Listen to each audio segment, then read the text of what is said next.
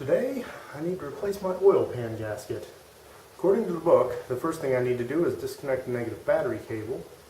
And let's see what else. I need to drain the oil and replace the oil filter. So I'm going to get all that done before we do the mechanical stuff.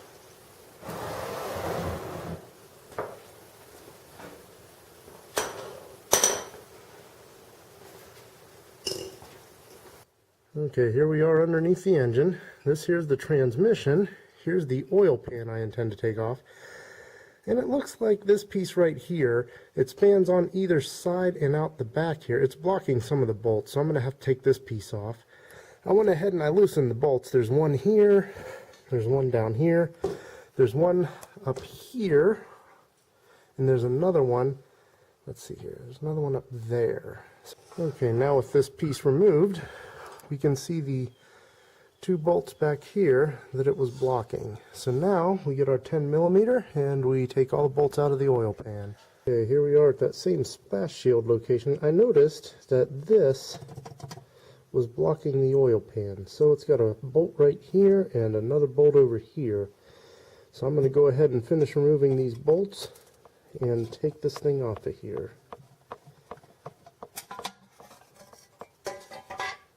We have the oil pan loose, but the exhaust pipe is in the way. So the only way this is coming down is if we take the exhaust off. So we've got the two bolts here, but they are very rusty. So I'm going to try and heat them up and see if that'll get them to come out.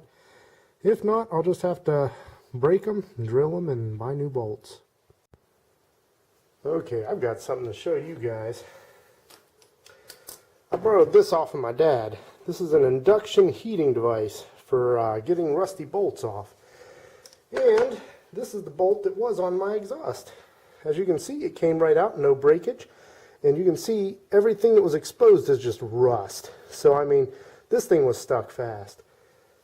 But I got it glowing orange with this, and it took it right off. So now, just to demonstrate this thing, let's get it over this bolt here.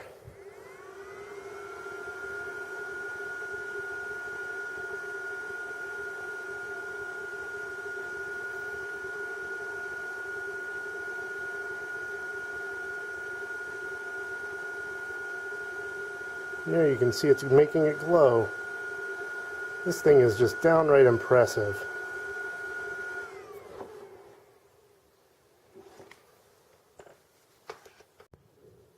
And here we have the second bolt. Man, that thing is truly impressive. Completely rusted, and took both of those out without breaking them. So that saved me a heck of a lot of time. With the exhaust pipe out of the way, the oil pan came off with nothing more than gravity. So now we got to clean this up and proceed. And here we go. I've got the old gasket off. It came off in pieces because it was rather brittle. It's probably why it was leaking. Anyway, now it's time to clean up the surface where we're going to be putting the new gasket.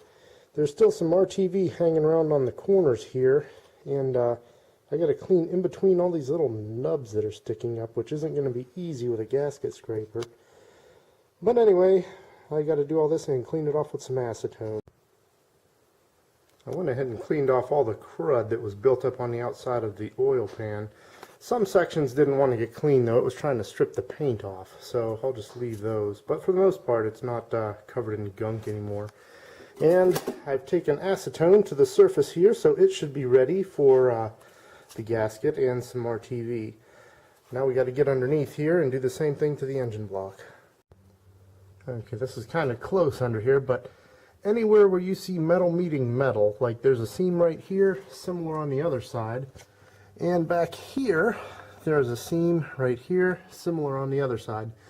Those all need an 1/8 inch bead of RTV, and then you'll notice where it takes a turn here, right there in the corner, you need another 1/8 inch bead of RTV on all four corners of this curved piece on the front and back.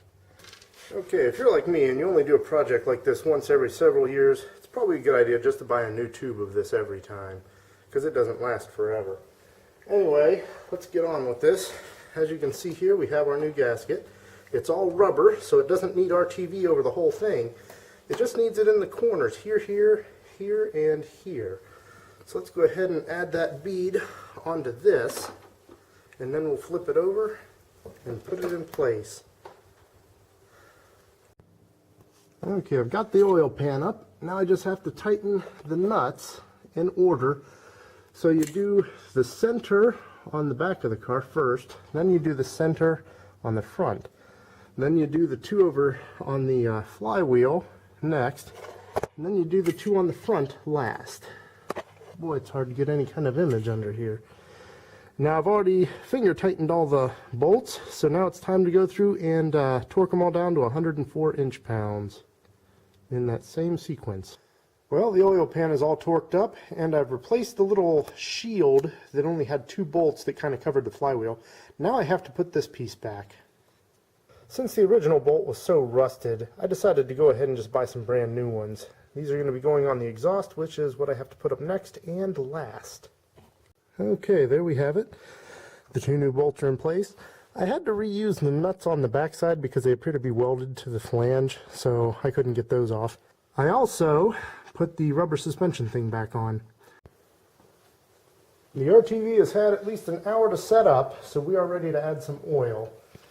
And this car takes 3.4 quarts. I always write the amount on the inside of the car someplace so I don't have to remember it. So this is a full jug, 5 quarts. So to put in 3.4, we want to leave about 1.5. So let's do this. Yeah, don't forget to reconnect your negative battery terminal.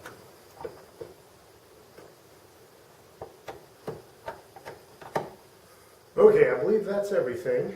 Anyway, the last step is to just turn the car on and make sure there's no leaks. In retrospect, I think it would have been a lot easier to take the exhaust off first before removing that weird U-shaped aluminum piece. So for those of you doing this, remove everything first before trying to get the pan down. Anyway, I think that's it. So thank you for watching. I hope it's been useful.